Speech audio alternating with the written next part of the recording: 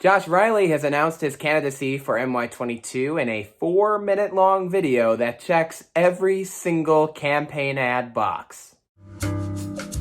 Josh Riley's ad has all the hits like abandoned old buildings, These old buildings sitting around so long. American flags, looking at family photos, adorable children,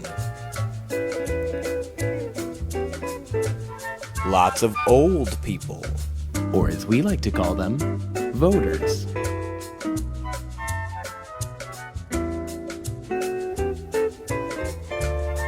And one young person nodding at something he said. Plus, plenty of shots of him being a relatable guy, like him wearing a shirt with no tie, him holding a cup of coffee,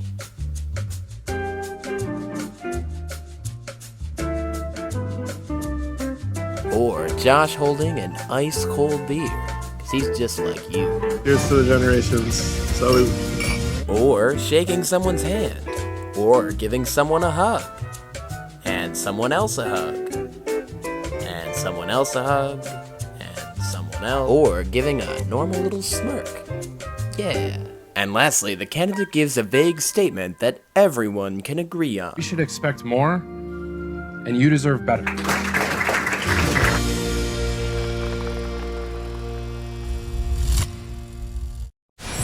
Josh Riley, an Endicott, New York native and Washington, D.C. attorney, announced today that he is going to be running in 2022 against Congresswoman Claudia Tenney.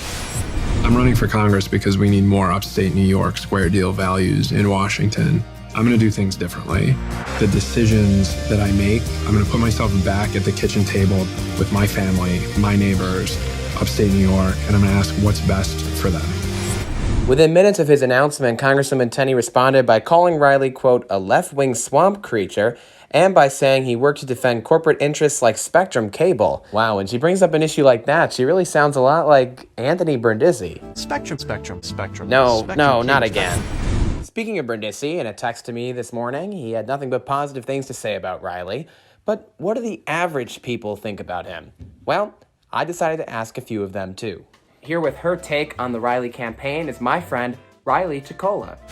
I'm so proud to support the Riley campaign for Congress. Now, Riley, you do know that this campaign is Josh Riley for Congress, not you, right? Oh, it's not for me? Oh. Next up, on a very important issue that Josh Riley is uniquely suited to address, here's my friend, Jack Lucas.